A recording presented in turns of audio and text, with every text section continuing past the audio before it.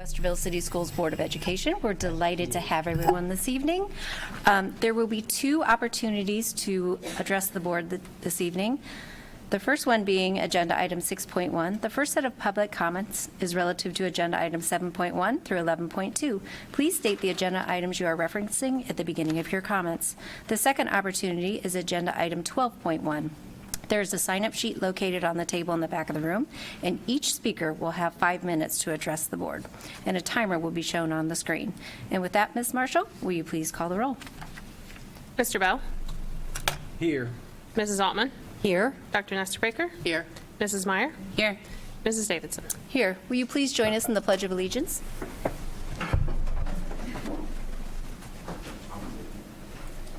I pledge allegiance to the flag of the United States of America and to the republic for which it stands, one nation, under God, indivisible, with liberty and justice for all.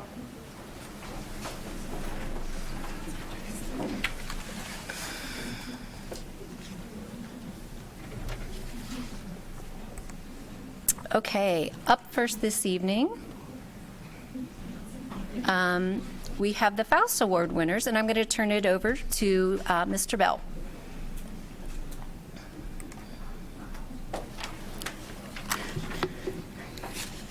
Good evening, President Davidson, Vice President Meyer, members of the board, Dr. Kellogg, and Ms. Marshall. We are happy this evening to celebrate and to recognize three Westerville City School District students who were the recipients of the 2023 Martin Luther King Jr. Legacy Project Faust Awards. And at this time, I'd like to introduce Stacy Resterholtz and Misha Clemens, who are the co-chairs for the MLK Legacy Project, and they will come and say a little bit about the awards and introduce the principals, who will then call up the award recipients.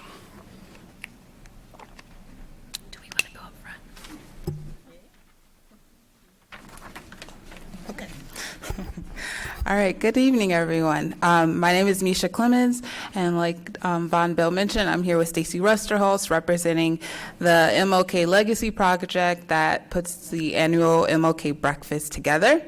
And we're happy to be here again today to award these students again, when we're maybe a little more awake than we were the last time we saw each other. And to give you a little context, we wanted to talk about what the award that they received, what it represents. It's actually to honor the legacy of William H. Faust. William H. Faust, he was a Westerville native born in a log cabin a mile outside of the Westerville district. He was born to parents who were once enslaved, who were recently emancipated, actually 3 years before he was born. And as newly freed people, they wanted something more for their son William, and really pushed him to receive an education, because they understood education was the pathway to having a life that they couldn't have. And with that, William became the first black graduate of Westerville High School in 1884, and then he went to pursue his college degree. After 7 years of dedication, William earned a college degree, becoming the first African-American graduate of Otterbein, at that time, college. And upon graduation, he became an educator, serving as a principal at a black high school in Lexington, Kentucky. Faust also earned a master's degree at the University of Cincinnati, and then received an honorary doctorate degree from Otterbein College. To help honor the dedication and accomplishments, each year at the Westerville MLK Breakfast, we honor the legacy of William H. Faust and present an award to young honorees who share the spirit of William H. Faust. And now Stacy will tell you a little bit about the criteria for that award. Good evening. So when deciding what students to select for the awards, the MLK Legacy Project considers a couple of the following criteria. One is that they're engaging in a specific event or action to support tolerance, respect for others, or bravery in the face of adversity. The second is that their actions will have a lasting impact beyond the immediate one. And the third is that their actions will have resulted in a program or activity outside of the classroom involving other students. So I'd like to welcome Dawn Sayer, principal of Westerville Central High School, and Stephanie McGeorge, assistant principal for Westerville North, to introduce the 2023 honorees.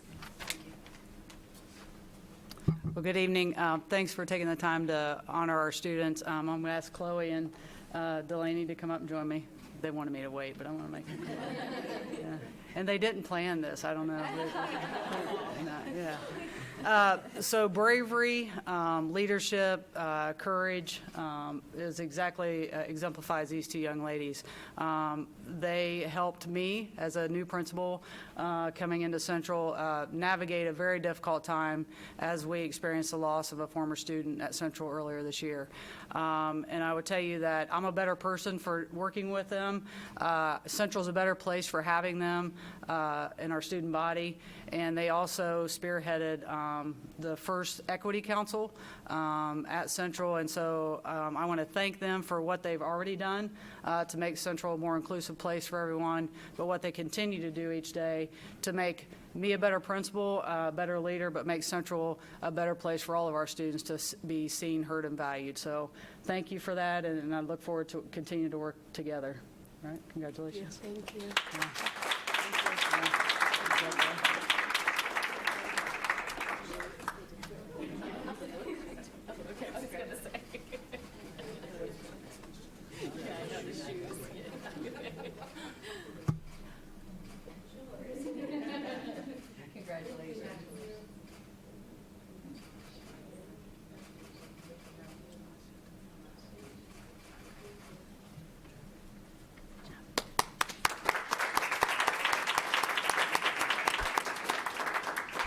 Desmond, come on up with me. So if you have had the pleasure of walking through the halls of Westerville North, you I'm sure have walked down Locker Street and seen some awesome pictures up of our students.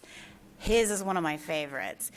In his picture, he has a t-shirt on and it has #joy, and there is absolutely no better word to describe this young man than joy. And you can see in his smile and just the way he presents himself. Miss Wade Argus, our other assistant principal that I work with, nominated Desmond for this award, and she wrote that Desmond is a member of our school's Student Equity Committee, a standing committee to ensure North is a high school experience for all students.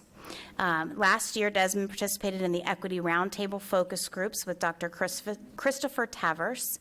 And each year, North produces a student-led production for Black History Month.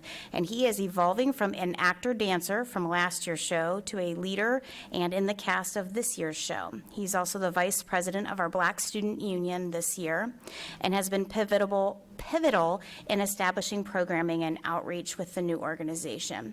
He has mentored underclassmen at North. He is mentoring middle school students at Heritage and Walnut. He volunteers with WARM. He's involved in Handshake America and with his church. He has a 3.7 GPA, plays both varsity and club soccer, and I could go on and on about this young man, obviously. So I was asking him where he's going to school, and I think we're to be determined still. But I'm sure he's going to do wonderful things, and we're extremely proud of everything he brings to Westerville North. So my pleasure to present Desmond Howard.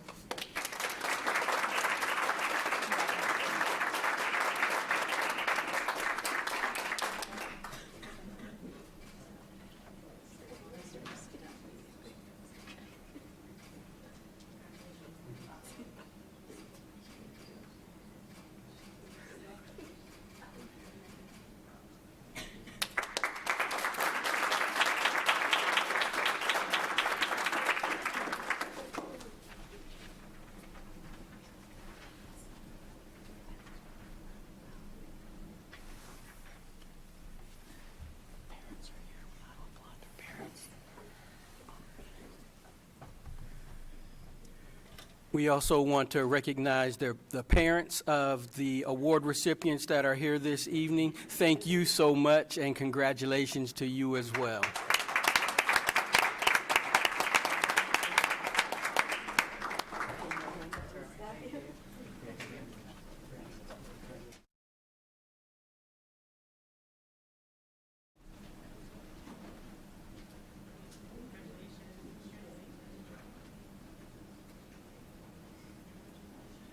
Okay, up next is truly one of our favorite things, winter graduation.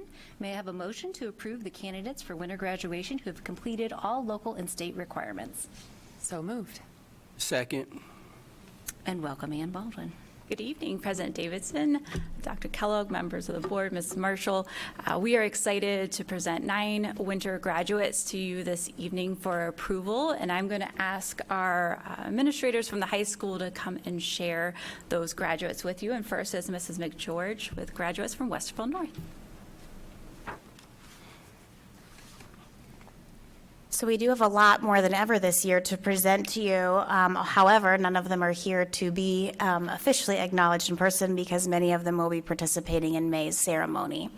And some of them have already gone off to college and in the workplace, so it's exciting that they're doing that. So our first graduate is Perry Case. Then we have Jackson DeBolt, Haley Landaverde, Zoe McCallum, Benjamin Oley, Jacob Pooster, Emily Rigo, and Amber Robinson. Those are our graduates from Westerville North.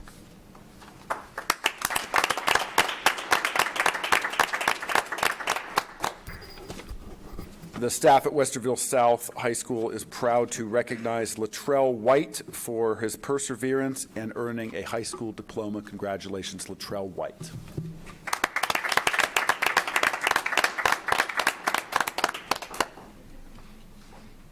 Yep, that concludes our graduates for this winter. You want to vote? Mrs. Altman? Yes. Mr. Bell? Yes. Dr. Nestor Baker? Yes. Mrs. Meyer? Yes. Mrs. Davidson? Yes. Dr. Kellogg, did you want to say anything? Just congratulations to our graduates. That's all we need to do this evening is take action that way. So we appreciate their hard work. The staff supported them, their family supported them, and wish them well as graduates and alums of Westerville City Schools. Thank you. Okay, up next, 4.1 Superintendent's Report. So we're going to turn it back over to you, Dr. Kellogg. Thank you, President Davidson, members of the board. So I have 2 pieces tonight. First, this is Black History Month, and we started this evening a meeting wonderfully recognizing our students who received the FAUST Awards, and that was a great kickoff. I just wanted to share with the board and the public just an overview of a lot of the activities going on in the district this month as part of Black History Month. Our schools are very engaged in recognizing this time period, and really proud of the work they're doing. I'm not going to go specifically school to school, but some general things going out there amongst the elementary school with news announcements highlighting famous Black Americans and activists. Student councils are creating posters and working on bulletin boards to highlight and bring forward some history. Door decorating contests, video creation about William Henry Faust. So I'd like to see that one when it gets done, and I think that'd be interesting to all of us. Some places are doing clue hunts to identify correct figures after hearing the morning announcements to keep kids engaged. Lots of partnerships with the Westerville History Museum as well. Lots of pictures and videos and discussions amongst prominent figures. One of the schools is doing a school-wide book club focused on the book A Door Made for Me. I'd like to read that one. In our middle schools, a lot of the same kinds of activities, announcements, door decorating contests, weekly trivia events, whole school art projects, scavenger hunts, Spirit Week, weekly postings of Black History Month posters, crossword challenges, etc., door decorating contests. And then, of course, we have some performances I'll share with the public, and you can double check me in the dates and sites and times, but these are all on our website. Walnut Springs Middle School is having a Black History Night event on February the 28th from 6 to 7:30. Westerville Central has their Black Students of Excellence performance. They're going to do an in-school assembly on February 15th, both second and ninth periods. And then in the evening performances on February 16th and 17th. Westerville North will have a performance on February 23rd. I think they're having an in-school performance and a community performance as well. And if I got the dates right, Westerville South is on the 23rd and 24th of February. I believe they have an in-school presentation as well. Some community events. Some of us got to participate over at Sherrington. They had a family night, and I'm proud to say that the local Sunrise Rotary Club I'm a member of worked with them to donate a peace pole, and they had that ceremony there. I think 6 of our elementary schools have gone down that road. They're going to do that same project. And Blendon Middle School has their, I think this is the 2nd or 3rd year of their African American read-in on Saturday, February 25th from 10 a.m. to 11:30. Lots of exciting activities at Blendon on that day. So staff, students, families are all getting engaged and being active in talking about Black History Month in our schools. We thank everybody for creating those opportunities. Happy to answer any questions or the board might have about activities going on in the district. As usual, we're a busy place. So next presentation, I've invited Scott Reeves, Cheryl Relford, and I think Kaylee Nestor-Baker's here, and Chris Pointer's here. I'm going to talk a little bit about where we are with the magnet schools at this point. So don't be shy. Come off the back wall. Come all the way up to the podium. So as you know, back in October, the board worked with us and we created an opportunity to look at our magnet programs and how we could revisit where they are. They've had lots of changeover, so I'm going to turn it over to the team to bring you up to speed about where we are at. Ms. Relford? Thank you. Good evening, President Davison, Vice President Meyer, Dr. Kellogg, Mrs. Marshall, and members of the board. So we had a serious conversation in the back of the room around who was going to use the clicker. You know I'm not the best clicker, so I passed it right along. I've had the pleasure of working with the magnet program review committees at Hanby and Emerson, and so this is an opportunity for us to kind of fill you in and update you on our current work. As you know, the magnet committees were charged with looking at curricular needs and instructional focuses for both programs. We did establish our core team, which is listed there, and then we established 2 building-based committees. And the district staff, the curriculum office at elementary, myself, ESL, and special ed were also involved in both of those committees. As you look through this list of highlights, I want to share with you the most important highlights of our work were related to discussing the best instructional practices and resources that we thought could enhance and better align the work within the magnet program. We also talked about a lot of professional development ideas and opportunities, and then the teachers and team members dug into research around various instructional options that might be viable for us moving forward. Both Chris Pointer, principal of Emerson, and Kaylee Baker, principal of Hanby, will now talk to you a little bit about the individual work for each building committee participated in.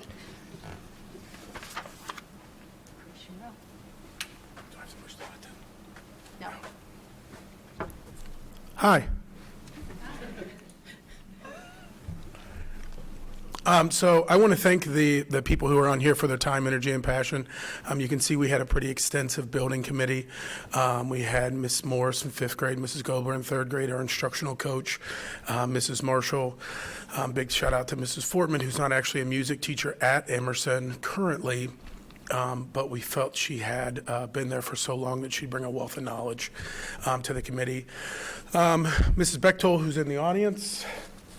Mrs. Wilson, Mrs. Relford, then representation from special education with Mrs. Glass, Lucy Rader Brown, and Ms. Ballinger for the EL department. So our committee work kind of started out with identifying what the key factors in the student experience are that we wanted to make sure that we maintained, as well as identify anything maybe that we needed to improve. And then if there's anything still kind of lingering that maybe we just need to stop altogether or change. We ensured that through the PTA, we got input from our families through a survey that was sent out. Then we were kind of charged with, taking this information that we had just gotten from our families, from the committee, and go research some programs that fulfill all those commitments, or at least as many as possible. And given here is the list of what the team came back with.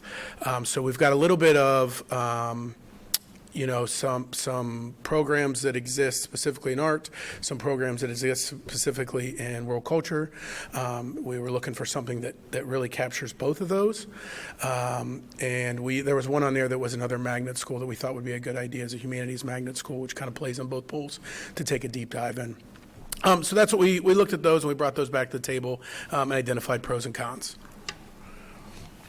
From there, the committee narrowed the research, and we kind of identified it or brought it down to what we thought were two good programs that fulfilled the parameters of the charge. The International Baccalaureate Primary Years Program and the International Primary Curriculum. From there, we hosted some coffee chats with the community, virtual and in person. Collected some more feedback, and we heard a lot of the feedback that we had heard in our survey.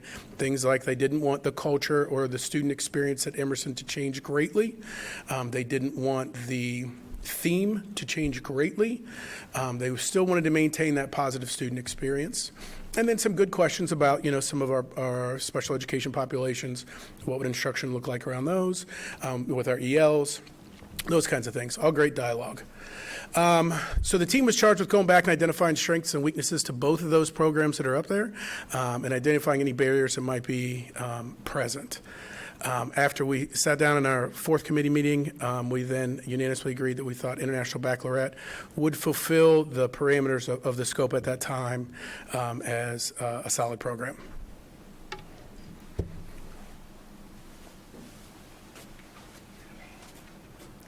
Good evening. I am going to tell you about HAMBY's process through our Magnet Advisory Committee work. So we developed our committee very similarly to Emerson.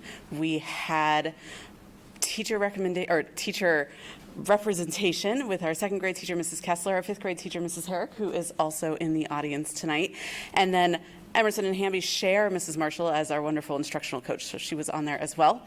And then we decided to have our art teacher, Mrs. Havens, join us, and Mrs. Havens brought a wealth of experience as a fourth grade magnet teacher, who is now also an art teacher, so that was kind of a nice blend.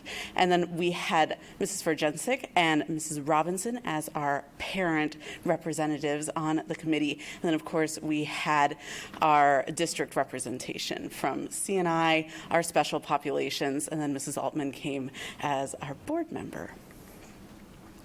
So we started out with some questions around community conversations. And really what we wanted to look at are, what do we want from our magnet program at Hamby? What are our aspirations? And then narrowing that down a little bit, going to what are our most important issues, what's going well, and then what could we do that would make a difference and really make us what we want to be. And those conversations really centered around a lot of inquiry-based, hands-on, experiential learning. We wanted integrated approaches to learning, all of those really good things that we know are best practices in education. And they are best practices in education. They do take a lot of work to get there and do it right. So that's where a lot of our conversation went. And then we also solicited input from our families. We had a Google form that was open throughout the entire process. And then we also had some coffee chats in a similar fashion to Emerson.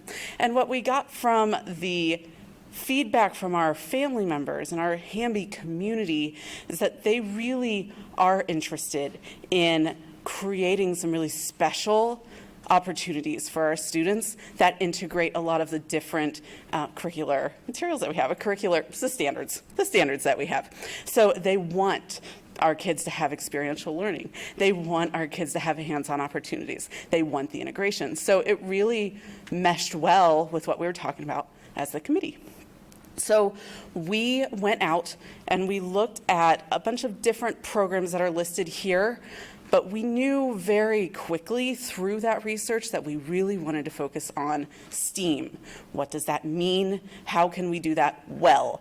Because STEAM, elements of STEAM should be everywhere, but what can we do to make it really stand out and a really awesome program? So we looked at some of these different pieces, and we really kind of landed on the ODE STEAM designation because it brought all of these other pieces together. So from there, we really needed to figure out, in the conversations of STEAM come the conversations of PBL. They go hand in hand. And we talked an awful lot about what that means and why they go hand in hand, because PBL is the instructional approach that gets you to STEAM. So we went back, we talked with our staff at large with that. We also got a lot of input from them, and it was a really fascinating survey that we sent out. Across the board with comfort and experience with PBL and STEAM, but strong desire to go that route. So even people who hadn't really touched it ever were wanting to go there. So we knew that we were on the right path. We had input from all of our different stakeholders, all pointing us in the right direction. So with STEAM, because there are a lot of acronyms that I just threw out, STEAM and PBL. STEAM is an integrated approach to science, technology, engineering, arts, and math. What that means is we need to approach our entire learning process and our standards through that lens. How do we integrate that as much as possible? How do we get with our resources in the community? How do we partner with people in and around our Central Ohio area? And there are lots of opportunities to do that. So we talked a lot about partnerships. That would be nonprofits, higher ed, businesses, all sorts of different partnerships that we could dive into. And then we focused on the STEAM designation rubric just in order to be able to be an exemplar of that work. And that's where we got the project-based learning piece too, because in order to do STEAM well, according to ODE and lots of different things that you read, you have to have a strong culture of PBL. PBL is project-based and problem-based learning. So we're right back to integrated approach to learning, hands-on, experiential, and inquiry-based. All of those pieces just kind of coalesce together. And that's where we ended up. Our recommendation was a STEAM focus with the ODE STEAM designation. And I'll hand it off to Mr. Reeves. You want me to click? I want you to click. I can click. Thank you. Before I say my part, I just wanted to say this really quick. I told Rhonda Gilpin earlier that if I were doing the consent agenda tonight, we'd have to go back to the 1800s.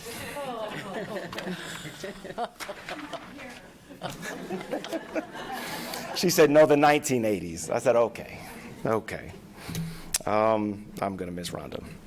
So when you hear the work that was done at the building level, and you see the recommendations that was brought before the core team, which is the four of us up here, Chris Cayley, Cheryl, myself, and Dr. Kellogg, we considered those recommendations under a variety of lenses, and you can see those lenses, sustainability, not just over time in terms of curricular, but financial sustainability. Is this something that programs that the district could financially support year in and year out to make sure that they maintain their fidelity of implementation and ability to share? Are any of these programs isolated in such that they could not be shared across our system? And then obviously efficiency and coherence between the magnet schools and with the other elementary schools in our system.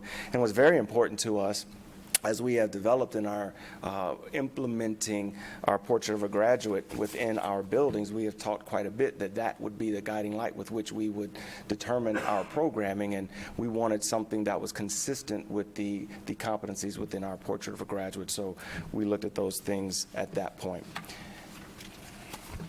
And so what we landed on is that Hanby should be established as a STEAM school, and as Kaylee pointed out to you guys, that science, technology, engineering, the arts, and math. And that is the curricular framework with which we looked at this.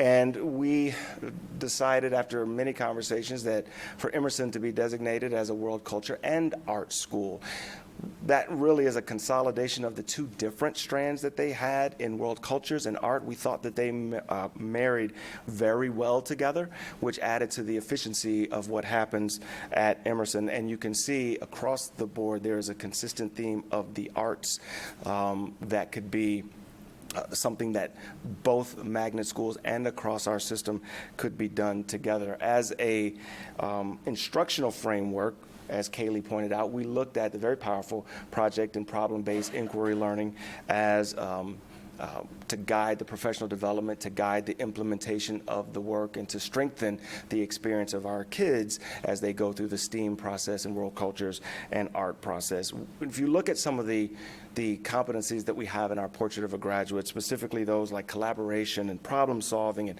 communication, we felt that these programs aligned very well in building the skills that we are trying to intentionally build, not only at the magnet level, but across our elementary schools and up vertically through our middle and high schools all the way through graduation. So we felt that the alignment in this was very tight.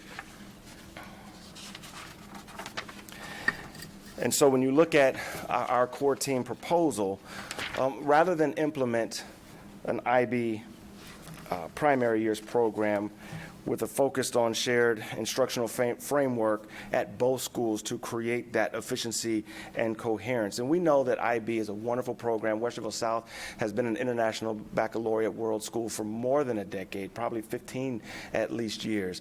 But we also know that the IB makes it very difficult to share across our system.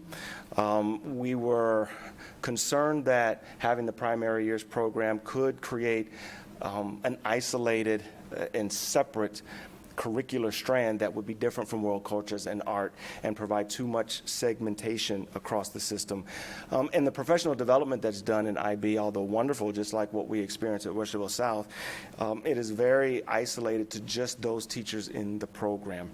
And so we were very it was a high priority for us to do something that could be shared among Hanby and Emerson and could be spread almost as an incubator throughout our elementary system. And we thought that however wonderful that IB is, the primary years program, it would be very isolated and constraining just to that one location. And so our next steps, at this point, we will re-engage with our building committees.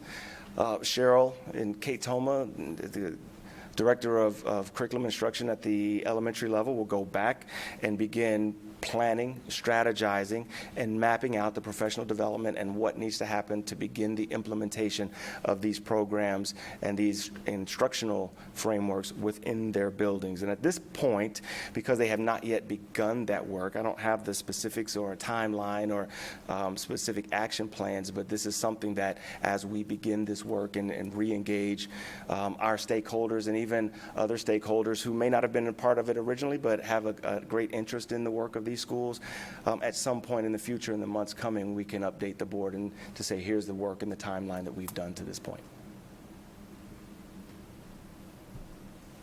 And any questions you may have? Yes, I do have a couple of questions, please, Scott. Hoping you can clear up a couple thoughts that are swirling around in my head based on your presentation. But before I ask a question, I want to thank you, and Cheryl in particular, for the wealth of information you've shared with the board members since our October initial discussion about this. It's very much appreciated. It was very clear, a lot of communication, all of the notes from the committee meetings. I thank you very much for that. Now, a couple of questions then. I am not clear on why we want the same instructional framework for both magnet schools.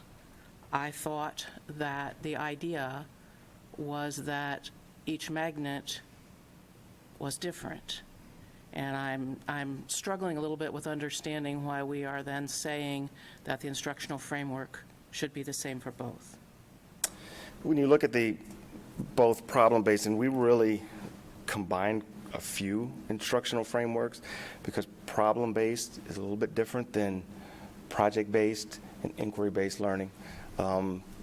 Slightly different. We felt it was a good framework instructionally, their themes are not the same. Where you have a STEAM designation here, and there's a common thread within art. But you have a more math, science, technology framework at Hanby, where you have more of a world cultures framework at Emerson. And so their curricular framework is different, although their approach to the experience of the kids may be similar, which allows us to do professional development not only together with them, which adds to the efficiency, but also we could involve teachers from other buildings as well. And that is key, and it's been an important part of the magnet philosophy since its inception, that what we do, we need to be able to pull bits and pieces that work and make sure that we use those to move forward across the entirety of the district. That has always been one of the key important parts of the magnet's existence. They don't exist in a vacuum. And I understand what you were saying about the IB component, but that's another struggle spot that I have as well.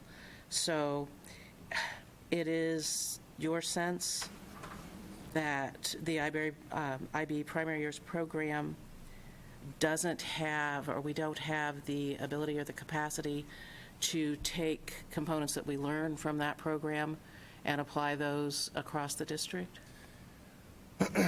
That's not something that we have experienced at Westerville South, who has been, I mean, this is my 13th year here, and IB was in place when I got here. And so when you look at the 10 characteristics of an International Baccalaureate World School, which any IB school would be designated, we have not seen that transfer into themed professional development at Westerville Central and Westerville North. And we know that IB is very protective of their brand, and they're very protective of the things that they do in their world schools. And we just felt that it wouldn't be as strong trying to take the IB curriculum and then try to Westervilleize it and push it out.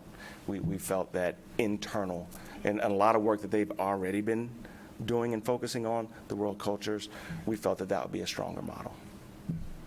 I'm very eager to hear where you go from this point on, and I'll admit, and you can probably tell by my face because I'm not smiling a whole lot, I am disappointed that the recommendations brought from the Emerson Committee are not the direction we're choosing to move. I understand your rationale, and I understand the thinking behind that, but I admit to some disappointment. Sure. So what I am doing at this point then is pinning my hopes on where we go from this point in time. I know it's a pretty remarkable team over there, and some incredible staff members and incredible parents. And I hope that as they move forward from this, since it was a unanimous recommendation from that committee, I hope that they will be able to turn their attention to how to bring the components that they most loved about the IB program and find ways to move that forward in whatever guise it might take at Emerson.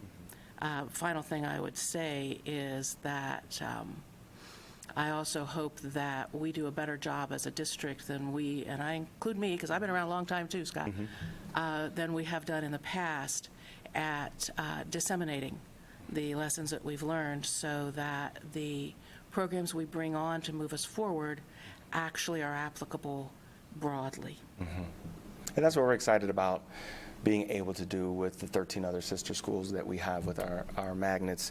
And you're absolutely right. We want to re-engage the communities at Emerson and Hanby and really take the lid off the box and say, okay, what are the possibilities for our children here in this world culture and arts facility, and what are the possibilities? You know, don't be constrained by the rules of this organization or the rules.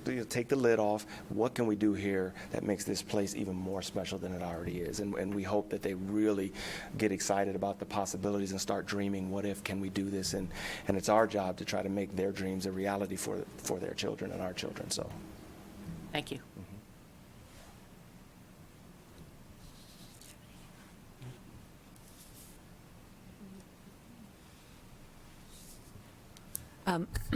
Thank you so much, everyone. Sorry for my voice here.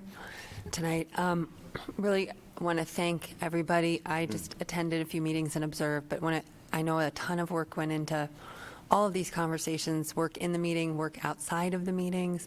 So thank you to the staff and the parents and everybody who was involved in them. Some really rich conversation.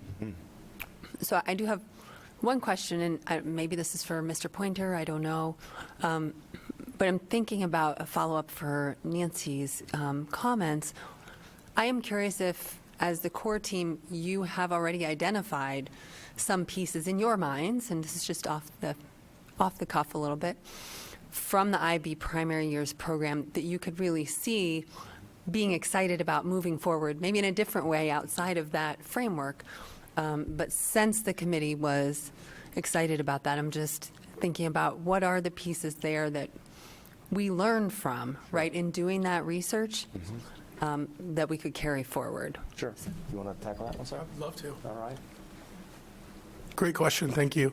I would say that if I had to sum up a scalable piece to that we're looking forward to exploring elsewhere would be the inquiry-based learning approach, with some overarching themes within the curriculum that we do. I think that the committee would also agree that inquiry-based learning approach would play really well with Hanby's PBL, whether that's project-based or problem-based. All of those kind of fit under the same umbrella. So that'd be really cool and set the students up for some success, regardless of what middle school they go to, to be real inquisitive, creative thinkers and learners. It could be awesome. Thank you. If I could, I throw two other pieces on that. So I appreciate Chris's reference to inquiry-based and its relationship to project-based and problem-based, but the one of the pieces that caught my attention in the IB primary years, which I think is an easy borrow, is their language policy. So if you follow in their website and you look at the discussion about what a language policy, this is not about teaching a second language. This is about honoring kids who walk in the door already speaking a second language and establishing a policy around how you're going to integrate that into the system. And so think about that across our system for a moment. An example in practice that I saw from one elementary school is that when they bring students in, they do an intake on their background experiences and whether or not there is a second language spoken in their house, are they fluent in that and to what degree. That information is shared with classroom teachers so they can use it as part of the language policy within the class. So imagine a student does a presentation on anything, and part of that presentation is labeling and discussing and bringing in a second language into the room as part of that language policy. It's an easy piece to replicate, but it's a powerful piece about kids feeling connected. So I like that piece. And on top of the inquiry piece. And then the other piece that's in there is there's an expectation of bringing discovery and exposure to a second language as part of the curriculum. And so it's not as restrictive as what we typically think of when we think of a second language. We think classroom teacher certified in language, teaching it for a specific amount of time. And it's really much more broad-based than that. There's lots of ways to look at that piece.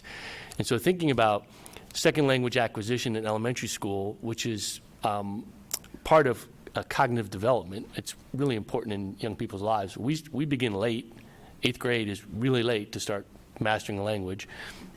So the idea of looking at how do those practices that were in the IB Primary Years program, how could we look at those and see if they have application in our system, across the system, I think has some pieces. Particularly, I think that language policy piece that I thought was a pretty powerful piece on top of the inquiry piece. And I will tell you as well, I had the opportunity early in my career here, as I was familiar myself with the International Baccalaureate program, to go through head of program training through IB. And one of the things that I think is very powerful and aligns very well with Emerson is the world culture component. I mean, IB is an international focused, a respect and understanding and a learning across cultures, and we've done that within our system, whether it is directly tied to a classroom or whether it is we have the state's largest Global Scholars program, and that it has been a wonderful experience. We developed a music program, World Cultures in Music, in the 6th grade, so that students could be exposed in a very fun way to other languages, other cultures, and gain that respect. So when we talk about alignment. We really feel that those pieces and parts provided the alignment to what we have valued in the system, but didn't handcuff us to a very rigid and isolated program at one site. So we're excited about what they offer, and even more excited about being able to take the parts that fit the alignment of what we've done and take it across our system. Great.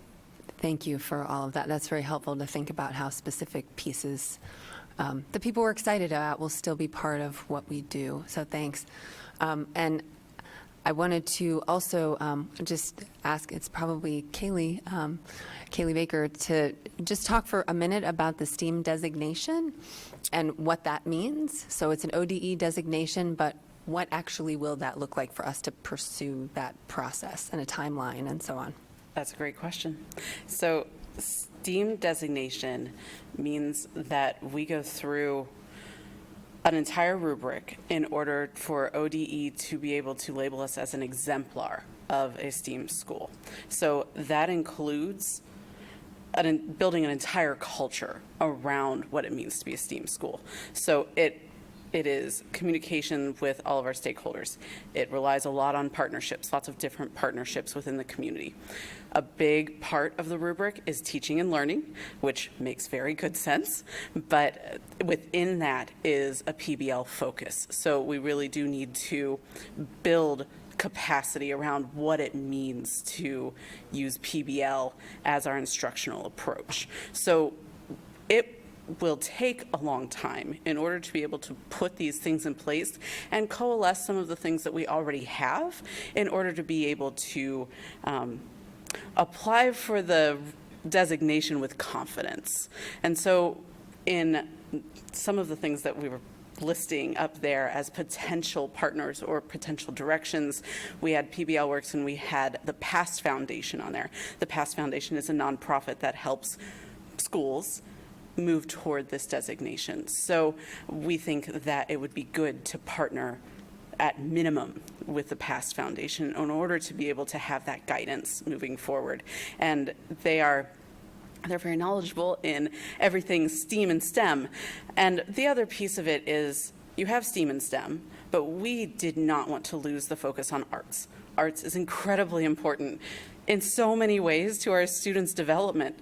Art, and I'm not just talking about visual arts, it's all of the arts. And the way that that impacts the development of the brain is crucial. So we want to make sure that it is STEAM, not STEM. Does that help answer your question? Yeah, thank you. As someone who got to listen in, I knew a little bit of that, but think it's important to share. This is not like something we're going to apply in November and then it's done, right? There's a process to get there. And absolutely, I see it a couple of years. Yeah, thank you. And I guess lastly, I want to say it's just a little piece of history maybe, right? Hanby right now, the teachers have done a phenomenal job of putting together what used to be math science magnet and arts magnet work together. And so it sort of organically became this STEAM approach over many years. So it's sort of just formalizing what's already happening and taking it to the next step, right? Really focusing on the PBL piece. So appreciate that. And then thinking about where Emerson is, right? We just had the arts move into a building where World of Cultures was. And what I'm seeing here and what you're proposing with the World of Cultures and Arts is sort of that's next step happening there, right? Taking those two pieces and integrating them into a single strand. So for example, you don't just have one class at this grade, at one first grade class in World of Cultures and one first grade class in Arts, and they're never, crossing, or they're trying to do different things, really bringing them together. And I think Westerville is such an arts community that I just appreciate the focus on arts in both of them as sort of arts in the holistic sense. So thanks for the work.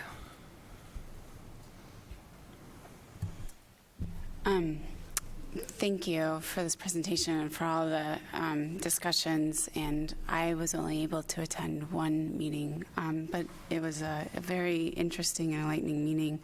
And I appreciate everyone's time that's gone into this. I guess for my question is more about, like, for people that aren't in day-to-day school, in elementary school, what is the difference? Like, what is an inquiry, PBL, what does that look like for elementary school? That's another great question. PBL, problem-based, project-based, inquiry-based.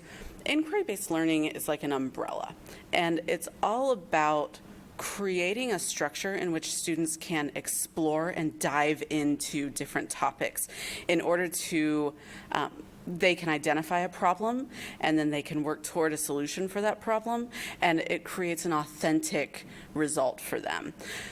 Project-based is very much in the same way. Project-based kind of builds into problem-based. So you present the students with a structure, and the students work within it.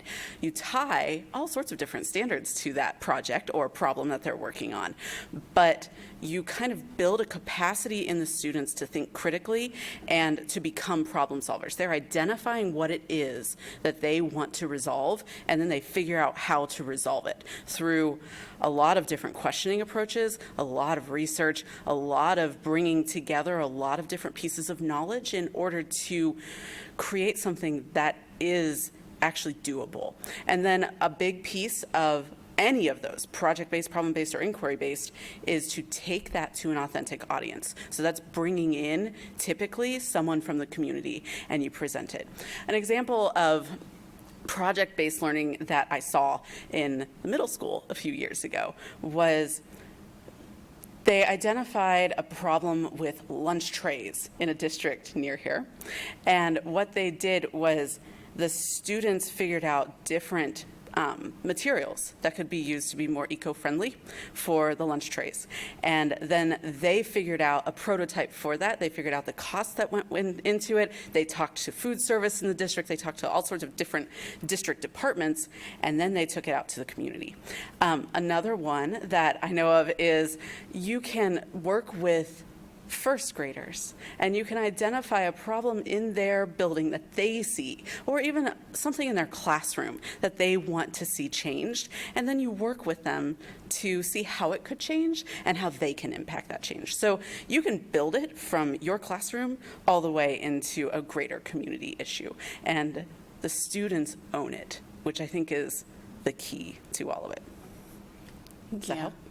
I'm going to piggyback, if you don't mind. So, Future City?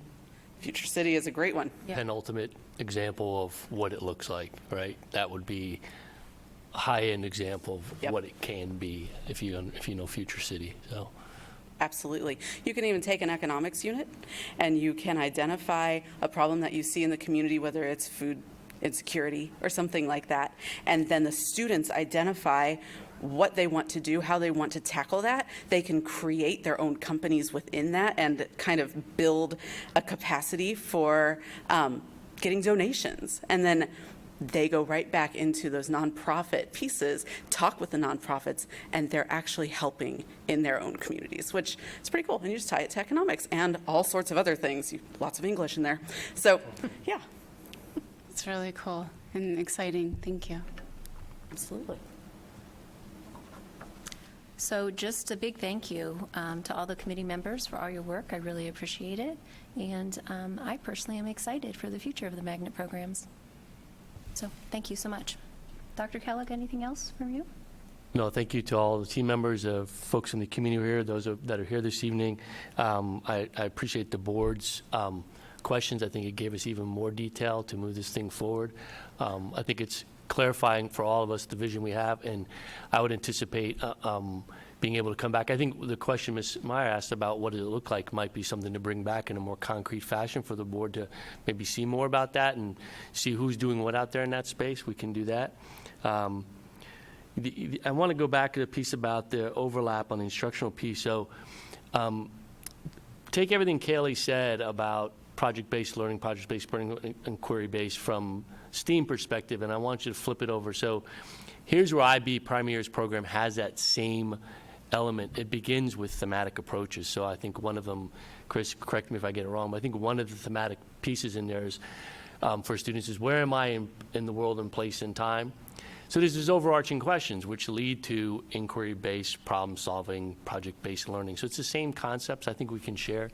And I know what gets Scott really excited about this when he talks about is his relevance back to that portrait of a graduate and that learner profile that we have that we are investing in heavily, and we see this as a great opportunity. I know Cheryl has talked about that as well, and Kate Toma and some of the others. So I think it's Scott used the analogy, this is like a plane, right? We're just turning the corner, getting ready to get on the runway and start to take off. So we're doing that slow turn, you know that feel? And then all of a sudden, we're going to take off. So appreciate all the work and everybody's invested into the board's attention this evening. Thank you. Is it okay if I take this all as one? May I have a motion to approve the board meeting minutes 5.1 through 5.4? So moved. Second. Any comments or suggestions here? Hearing none? Mr. Bell? Yes. Mrs. Meyer? Yes. Mrs. Altman? Yes. Dr. Nestor Baker? Yes. Mrs. Davidson? Yes. 6.1, public comments. We do not have any this evening. That takes us to financials. 7.1, a resolution to file complaints against the valuations of real property for tax year 2022. May I have a motion? So moved. Second. And Ms. Marshall, you want to talk to us about this? Yes, thank you, President Davidson, members of the board. So this is a result of House Bill 126 that we've been talking about. We are required to have the board consider resolutions in order for us to file with the Board of Revisions in the situations where properties are undervalued on the tax record. So we have 16 resolutions before you. Many resolutions have multiple parcel numbers, so multiple properties. The board is able to take all of these in one vote, so as long as we don't consider anything else as part of this vote. So it's just a single agenda item for all 16 resolutions. And we also are including some properties that sold after the 1/1/22 date in the event that that does become something that we're able to do in the future, as there's lots of conversation around this particular subject. So, and our deadline to file is March 1st for 2022. So, Any questions or comments? Hearing none? Mr. Bell? Yes. Mrs. Meyer? Yes. Mrs. Altman? Yes. Dr. Nestor Baker? Yes. Mrs. Davidson? Yes. 7.2, amend the fiscal year 2023 annual appropriations. May I have a motion, please? So moved. Second. And back to Ms. Marshall whenever you're ready. Yes, thank you again. So we have several adjustments for the fiscal year 2023 appropriations. We are increasing the general fund appropriations for Minerva Park Middle School, and there are some athletic startup costs that we anticipated having in next year's budget, but due to the timing of ordering and getting things in time for the fall, we're adding it to this year's budget. And then we have a handful of budget increase requests and then some adjustments to grant allocations. Any questions or comments? Hearing none? Mrs. Altman? Yes. Mr. Bell? Yes. Dr. Nestor Baker? Yes. Mrs. Meyer? Yes. Mrs. Davidson? Yes. Up next, the personnel consent agenda. May I have a motion for 8.1 through 8.12? So moved. Second. And Carrie Dennis is joining us. Thank you, and good evening, President Davidson, members of the board, Dr. Kellogg, and Mrs. Marshall. I would like to present to you for your consideration tonight's personnel consent agenda. There are a number of regular action items on tonight's agenda in regards to resignations, contract status changes, and one-time payments. There are a few items to be noted on tonight's agenda, though. There are a number of supplementals for your approval as the spring extracurricular activities are starting. For your approval is the recommendation to hire our next Director of Facilities, Douglas Schwartz, who is here with us tonight. Mr. Schwartz will replace Jeff LaRose, whose resignation for retirement was approved on December's agenda. Mr. Schwartz is coming to Westerville City Schools with a number of years of experience, not only in K-12 facilities, but also with the Ohio Facilities Construction Commission, OFCC, we've heard those letters a few times, and experience in the private sector. We are looking forward to having him as part of our facilities team. Lastly, with great honor, we have 3 retirements to recognize this evening. Terry Van Huffel will be retiring from Genoa Middle School after 14 years of dedicated service. Mr. Dan Shields will be retiring from our maintenance, building, and grounds teams after 28 years of service. And our final retirement this evening is Rhonda Gilpin, who currently serves as our WEA representative. Rhonda is retiring at the end of this contract year with 36 years of service to Westerville City Schools. In her time here, Rhonda has provided a great deal of exceptional leadership and that has helped to shape Westerville City Schools' experience for students and staff. Her institutional knowledge will be greatly missed. We'd like to thank her as well as Terry and Dan and wish them a long, happy, and healthy retirement. I'd be happy to answer any questions if there are any.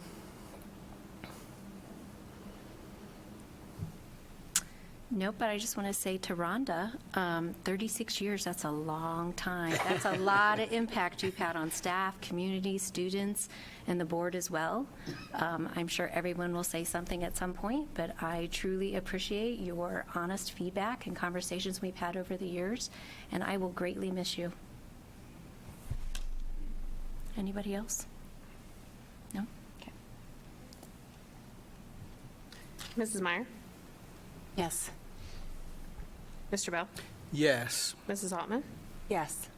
Dr. Nestor Baker? Yes. Mrs. Davidson? Yes. We do not have any old business this evening, and we do not have any new business this evening, which takes us to recommended action standing business. 11.1, overnight and out-of-state field trips. May I have a motion? So moved. Second. Welcome, Ann Baldwin. Good evening, President Davidson, members of the board, Dr. Kellogg, and Mrs. Marshall. We have 3 trips for your approval this evening, one of which is a trip that was previously approved for students to travel during spring break to the Galapagos Islands with several staff members, and due to circumstances outside their control, EF Tours has scheduled the return flight so that students will actually miss 2 days of school now, but they are still really excited about that opportunity. And then the other 2 trips are for our Westerville Central High School softball and baseball teams to travel during spring break as well. And I'm happy to answer any questions you may have. Okay. Nope. All right. Hearing none. Thank you. Mr. Bell? Yes. Mrs. Meyer? Yes. Mrs. Altman? Yes. Dr. Nestor Baker? Yes. Mrs. Davidson? Yes. Moving on to 11.2, approve of asbestos abatement work for Phase 6 construction at Westerville South High School. May I have a motion? So moved. Second? Welcome, Mr. Dorn. Thank you. Good evening, President Davidson, Vice President Meyer, members of the board, Dr. Kellogg and Ms. Marshall. The asbestos abatement work is in preparation for the 6th phase of South's construction renovation, and it is recommended by our environmental consulting engineer, Gandy and Associates. The work was bid as 2 packages. Bid package 1 includes the removal of the asbestos-containing curtain wall in the front of the building in support of the new curtain wall installation that the board approved back in December. Bid package 2 is for the removal of asbestos-containing materials in some of the hallways, the theater and scene shop, the front lobby and adjacent corridor, the clinic and attendance offices, and the former athletic offices. Bids were solicited in accordance with the Ohio Revised Code on January 16th. We received 5 bids. 2 of those bids were returned unopened for failing to meet the submission deadline. The other 3 were read publicly on February 2nd. The lowest responsible bid was a combination bid for both bid packages submitted by Quantum Abatement in the amount of $255,700. The abatement work is scheduled to start on May 30th and be substantially complete by June 30th of this year. The bid documents for the Phase 6 construction renovation work are currently out for bid, and with the bid opening scheduled for next Tuesday, February 21st. And it's being recommended that the board accept Quantum Abatement's bid for Phase 6 asbestos abatement work as presented. Any questions or comments? Hearing none. Mr. Bell? Yes. Mrs. Altman? Yes. Dr. Nestor Baker? Yes. Mrs. Meyer? Yes. Mrs. Davidson? Yes. We do not have any public comments this evening, so that takes us on to board comments. Who would like to go first? I can go. I just want to start off by congratulating again our FAUST Award winners, Chloe Abernathy, Delaney Compson, and Desmond Howard. And congratulations to those that graduated. A thank you to Dan Shields and Terry Van Huffel for the many years of service. And Rhonda, wishing you all the best. Thank you so much for 36 years. I know that you've made a huge impact in this district. I do have some legislative updates. They are back and are starting to do work. Senate Bill 1, which again we've talked about a number of times here, just a quick rehash, rename the Department of Education as the Department of Education and Workforce, and strip the state school board of superintendent of public instruction of responsibilities, and reform the functions. Had another hearing in the Senate Education Committee last Tuesday. They heard proponent testimony, and tomorrow they'll hear proponent and interested testimony. Most likely next week they'll hear opponent. Senate Bill 11, sponsored by Senator Sandra O'Brien, a Republican from Ashtabula, had a sponsor hearing. This bill would expand eligibility for EdChoice and increase homeschool expense tax credit from $250 to $2,000. Senate Bill 14, sponsored by Senator Frank Hoagland, a Republican from Mingo Junction, had a sponsor hearing, and it would allow veterans of the U.S. Armed Forces to teach without license. And then Senate Bill 17, sponsored by Senator Steve Wilson, a Republican from Mainville, had a sponsor testimony hearing. This bill would update the standards, it's always great when you can't read your own handwriting, and model curriculum for financial literacy and entrepreneurship in grades 9 through 12 to include free market capitalism. And then Senate Ways and Means Committee held sponsor testimony for Senate Bill 43, and this is sponsored by Andrew Brunner, a Republican from Delaware who also represents part of our school district. And the bill would extend the homestead exemption for the surviving spouse of a disabled vet to spouses of a disabled vet who dies before getting a qualifying disabling rating. So that's it. Yeah. Thank you for that and for always keeping us up to date. And Ms. Marshall, not to put you on the spot, but EdChoice vouchers, can you talk about what sort of impact they have on us as a district? Yeah, so EdChoice vouchers are vouchers that go to private schools, non-public schools, some parochial schools. And the bucket for money for education is only so big, right? So the state recently implemented the Fair School Funding Plan, which carved out those dollars from traditional districts and our foundation payments so that they're funding them directly. But during that process, they reduced our funding because we were losing money to those schools. So any growth in the EdChoice just means less money for traditional public schools. Thank you for, and that's, that has changed over the last few years, right, in terms of how those payments were received. But even though now they're set aside and not coming through us, it still has an impact overall. Yes, absolutely. Just wanted to clarify that for everyone, so thank you. And again, congratulations to everybody that we honored tonight. Graduates, I love graduates. That's the whole goal, right? Young people on their way. And all of our retirees, just so appreciate what people do every day. And I think it's even for me, sitting up here, it's unimaginable all the little ways that everybody who interacts with our kids every day really, they can change their lives, right?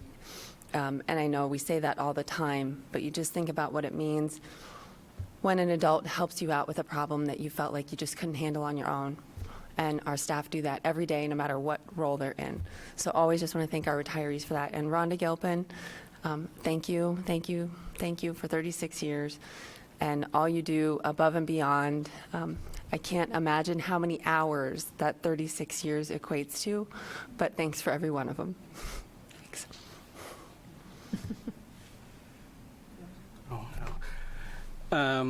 I would like to just add my voice to the chorus of congratulations to our award winners and to our graduates.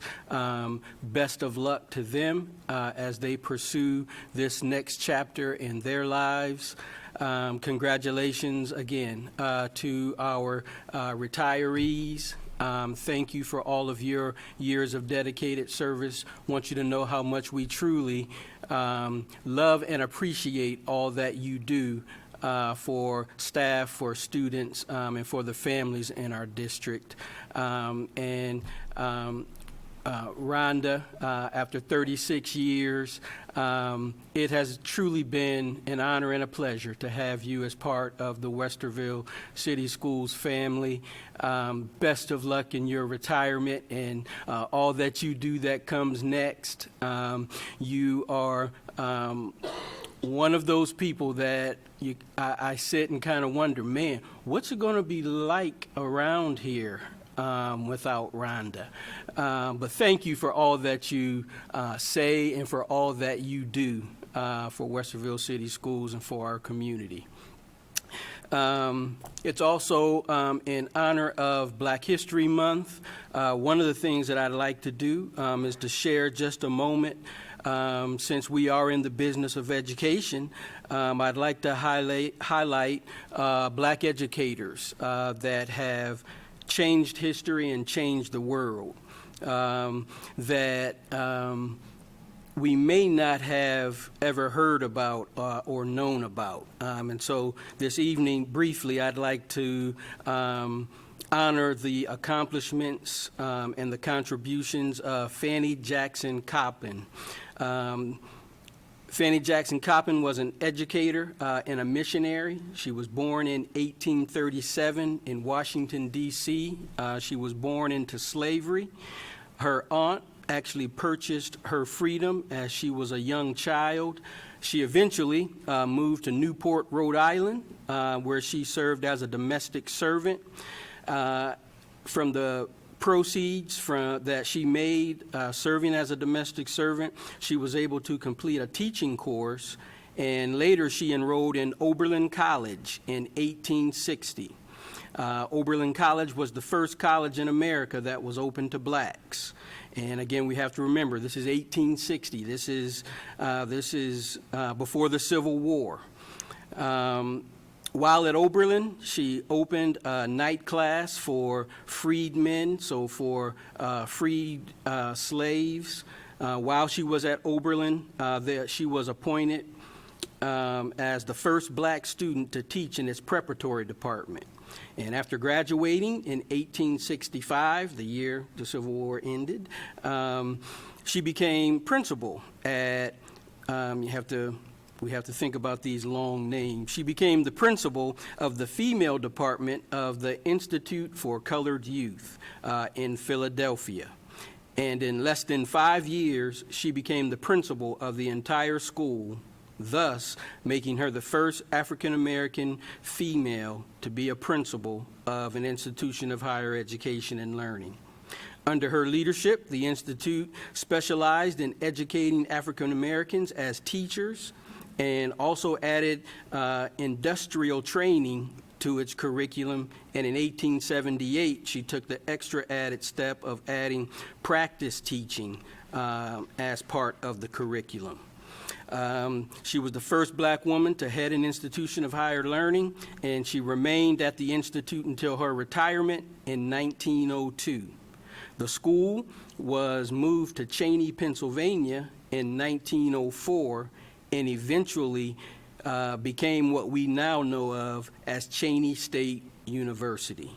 She passed away in 1913 at the age of 76. 13 years later, in 1926, the High and Training School of Baltimore was renamed in her honor to what we now know as Coppin State University. So thank you to Fannie Jackson Coppin for all of her contributions to education and to American history. That's it. I'm not going to say much to follow that because I want everyone to leave here with that remarkable woman in your minds. But I do want to, especially as my colleagues have done, call out the retirement of Rhonda Gilpin. Rhonda, oh my gosh. You know, as I really don't know how to think about the hallways without Rhonda Gilpin there. You have been an incredibly straightforward leader, a strong leader. You've stood up not only for the members of your association, but you have stood up for what is right in education. And I cannot tell you how much I appreciate that. It has been a true honor to work with you. Even though we don't always agree, which would be odd if we did, but even though we don't always agree, the mutual respect that I hope you felt from me and that I always felt from you has, I think, done good things for the district. And your ability to respect and honor all involved and to honor the process and to honor the district is unparalleled. Thank you. Doug, you can see what kind of place you've joined. I'm glad you're here. It's a great place to be, and it's going to be an honor to work with you as well. Thank you for joining us. It's always hard to go last. Just a big thank you to our MLK Award winners, our graduates, our retirees, and yes, welcome, Mr. Swartz. We're delighted to have you. And with that, we will move on to dates, times, and locations of our next meeting. The board will meet here in a regular session on Monday, February 27th, 2022 at 6 p.m. And with that, may I have a motion to adjourn? So moved. Second? Mr. Bell? Yes. Mrs. Ottman? Yes. Dr. Nestor Baker? Yes. Mrs. Meyer? Yes. Mrs. Davidson? Yes. And we're adjourned. 7:19.